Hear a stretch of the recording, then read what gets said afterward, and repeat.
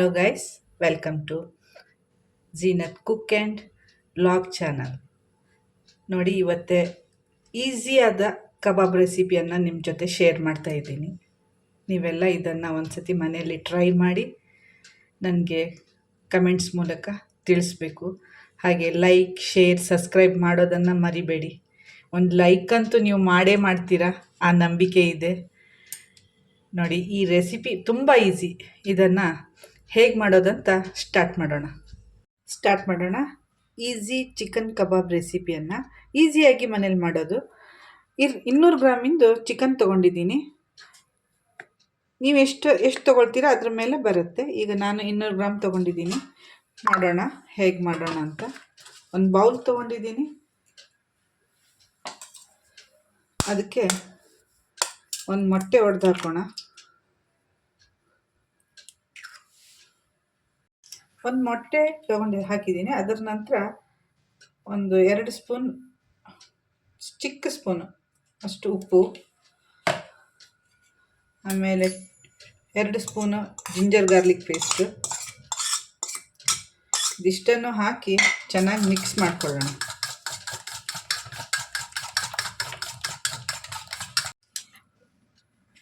ಈಗ ಚೆನ್ನಾಗಿ ಮಿಕ್ಸ್ ಆದಮೇಲೆ ಇದರಲ್ಲಿ ಹಾಫ್ ಟೀ ಸ್ಪೂನ್ ಅರಿಶಿಣದ ಪುಡಿ, half tea spoon garam masala. ನಾನು ನಿಮ್ಮ ಮನೆ ಹೋಮ್ ಮೇಡ್ ಗರಂ ಮಸಾಲ ಇದು. ನಿಮ್ಗೆ ಅದ್ರ ರೆಸಿಪಿಯನ್ನು ತೋರಿಸಿದ್ದೀನಿ ಹೇಗೆ ಮಾಡೋದು ಅಂತ, ಪೌಡ್ರು. ಆಮೇಲೆ ಚಿಲ್ಲಿ ಪೌಡರ್ 3 ಸ್ಪೂನ್ ಹಾಕಿದ್ದೀನಿ. ಗರಂ ಮಸಾಲ ಪೌಡರಿನ ಲಿಂಕ್ ಬೇಕಾದರೆ ನಿಮಗೆ ನಾನು ಡಿಸ್ಕ್ರಿಪ್ಷನ್ ಬಾಕ್ಸಲ್ಲಿ ಹಾಕಿರ್ತೀನಿ, ನೀವು ನೋಡಿ. ಆಮೇಲೆ ಇದು ಚಾಟ್ ಮಸಾಲನೂ 1 ಟೀ ಸ್ಪೂನ್, 1 ಟೀ ಅಂದರೆ ಇದು ದೊಡ್ಡ ಸ್ಪೂನ್, ಸ್ವಲ್ಪ ದೊಡ್ಡದು, ಅದು ಹಾಕಿ. ಆಮೇಲೆ ಇದು ಲೆಮನ್ ಜ್ಯೂಸ್, ಹಾಫ್ ಲೆಮನ್ನು, ಇದಿಷ್ಟನ್ನು ಮಿಕ್ಸ್ ಮಾಡ್ಕೊಳ್ಳಿ.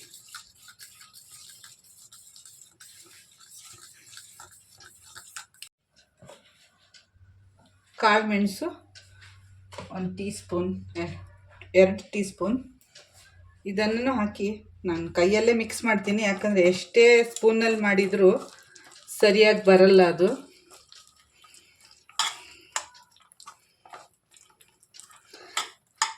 ನಾನು ಇಲ್ಲಿ ಫುಡ್ ಕಲರ್ ಮಿಕ್ಸ್ ಮಾಡಲ್ಲ, ಅದನ್ನು ಯೂಸ್ ಮಾಡಬಾರ್ದು ಅಂತ ಹೇಳ್ತಾರೆ. ಅದಕ್ಕೋಸ್ಕರ ಅದು ಯೂಸ್ ಮಾಡೋದೇ ಮಾಡ್ತಾಯಿದ್ದೀನಿ. ಆಮೇಲೆ ಇನ್ನು ನೆಕ್ಸ್ಟ್ ಹಾಕೋದು ಇದರಲ್ಲಿ ಕಾರ್ನ್ಫ್ಲೋರ್. ನೋಡಿ, 1 ಟೀ ಸ್ಪೂನ್, 2 ಟೀ ಸ್ಪೂನ್ ಸಾಕು. ಇದನ್ನು ಹಾಕಿ ಚೆನ್ನಾಗಿ ಮಿಕ್ಸ್ ಮಾಡಿ. ನಿಮಗೆ ಗೊತ್ತಾಗುತ್ತೆ ಅದು ಮಿಕ್ಸ್ ಮಾಡುವಾಗನೇ ಹೇಗಿರುತ್ತೆ ಅಂತ.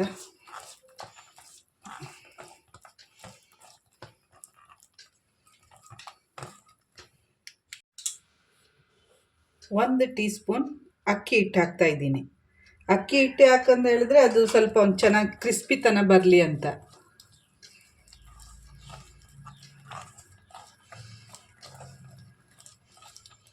ಉಪ್ಪನ್ನು ನೀವು ಈ ಟೈಮಲ್ಲೇ ನೋಡ್ಕೊಳ್ಬೇಕು ಸರಿಯಾಗಿದೆಯಾ ಇಲ್ವಾ ಅಂತ.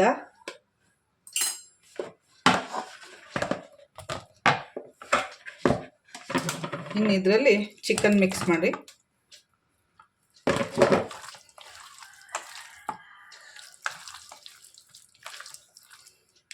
ನೋಡಿ, ಈ ಥರ ಚೆನ್ನಾಗಿ ಮಿಕ್ಸ್ ಮಾಡ್ಕೊಳ್ಬೇಕು. ನಾನು ಇದರಲ್ಲಿ ಲಿವರ್ ಹಾಕಿದ್ದೀನಿ. ನನ್ನ ಮಗಳಿಗೆ ಲಿವರ್ ಇಷ್ಟ. ಲಿವರ್ ಫ್ರೈ ಮಾಡಿದರೆ ಅವಳಿಗೆ ತುಂಬ ಇಷ್ಟ ಆಗುತ್ತೆ. ಹಾಗಾಗಿ ಅದನ್ನು ಹಾಕಿದ್ದೀನಿ. ನೀವು ನೋಡಿ ಯಾವ ಥರದಲ್ಲಿ ಒಳ್ಳೆ ಚೆನ್ನಾಗಿರೋ ಪೀಸನ್ನು ಹಾಕ್ಕೊಂಡು ಈ ಥರ ಸಿಂಪಲ್ಲಾಗಿ ಭಾಳ ಟೇಸ್ಟಿ ಆಗುತ್ತೆ. ಇದು ತುಂಬ ಟೇಸ್ಟಿ ಆಗುತ್ತೆ. ಇದು ಒಂದು ಸತಿ ನೀವು ಟ್ರೈ ಮಾಡಿ ಮನೆಯಲ್ಲಿ. ಇದನ್ನು 1.5 ಟೈಮ್ ಆದರೂ ನೀವು ಫ್ರೀಜ್ ಮೇಲೆ ಡೀಪಲ್ಲಿ ಬೇಡ, ಫ್ರಿಜ್ಜಲ್ಲಿ ಇಟ್ಬಿಟ್ರೆ ಸಾಕು. ಚೆನ್ನಾಗಿ ಸಾಫ್ಟಾಗಿ ಜ್ಯೂಸಿಯಾಗಿ ಬರುತ್ತೆ. ಇನ್ನು ಫ್ರೈ ಮಾಡೋದನ್ನು ಕಾಣಿಸ್ತೀನಿ. ಪ್ಯಾನ್ನಲ್ಲಿ ಎಣ್ಣೆ ಬಿಸಿ ಮಾಡಲಿಕ್ಕೆ ಇಟ್ಟಿದ್ದೀನಿ. ಎಣ್ಣೆ ಚೆನ್ನಾಗಿ ಬಿಸಿಯಾಗಿದೆ. ಈಗ ಇದಕ್ಕೆ ಬಿಡೋಣ ಒಂದೊಂದಾಗಿ.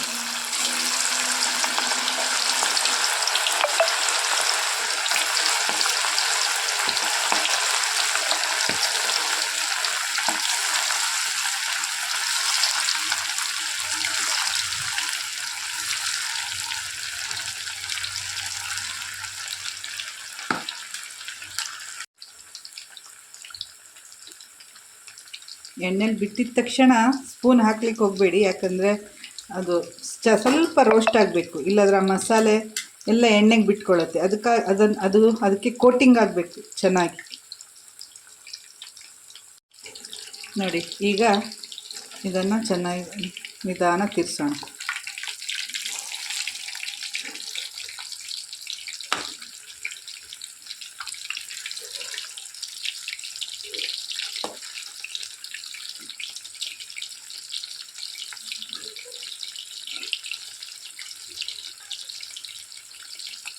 ಇದು ಎಣ್ಣೆಲಿ ಬಿಟ್ಕೊಡಲ್ಲ ಮಸಾಲೆ, ಅದಕ್ಕೆ ಕೋಟಿಂಗ್ ಆಗಿರುತ್ತೆ, ಚೆನ್ನಾಗಿರುತ್ತೆ, ಟೇಸ್ಟಿನೂ ತಿನ್ನಲಿಕ್ಕೆ.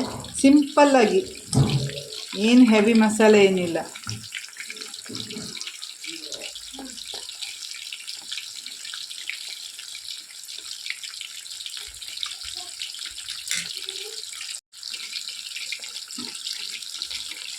ಆಮೇಲೆ ಹೀಗೆ ಸ್ವಲ್ಪ ಒಂದ್ಸತಿ ತಿರ್ಸಿದ್ವಿ ಅಲ್ವಾ, ಮತ್ತೆ ನೋಡಬೇಕು ಹೇಗಾಗಿದೆ ಅಂತ.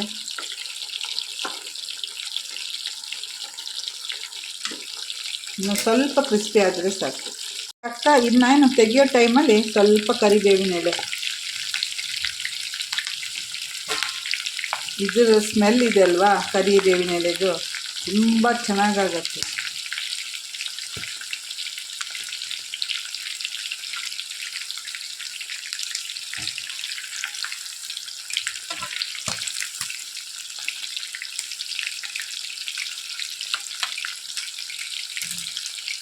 ನೋಡಿ, ಈಗ ಇದಾಗಿದೆ, ಇದನ್ನು ತೆಗಿಯೋಣ ಈಗ.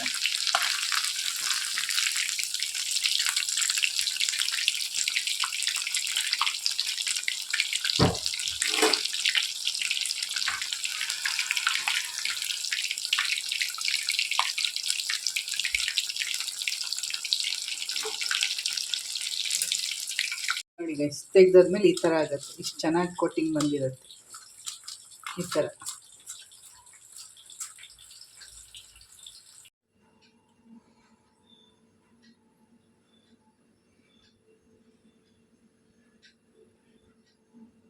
ಇಲ್ಲಿ ನೋಡಿ ಗೈಸ್, ಎಷ್ಟು ಚೆನ್ನಾಗಾಗಿದೆ ಅಂತ.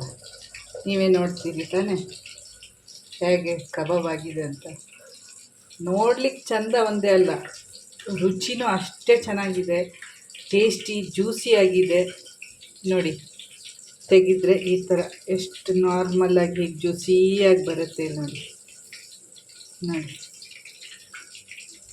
ಎಷ್ಟು ಜ್ಯೂಸಿಯಾಗಿದೆ ಅಂದರೆ ಒಳಗೆ ತನಕ ಕುಕ್ಕಾಗಿದೆ, ಮಸಾಲೆನೂ ಅದಕ್ಕೆ ಚೆನ್ನಾಗಿ ಹಿಡ್ಕೊಂಡಿದೆ.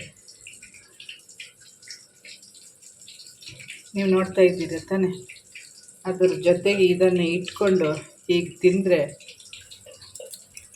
ಈ ಥರ ಬ್ಯಾಟಿಂಗ್ ಮಾಡ್ತಾಯಿದ್ರೆ ನೀವು ಹೇಳೋದೇ ಬೇಡ, ಅಷ್ಟು ಚೆನ್ನಾಗಿರುತ್ತೆ.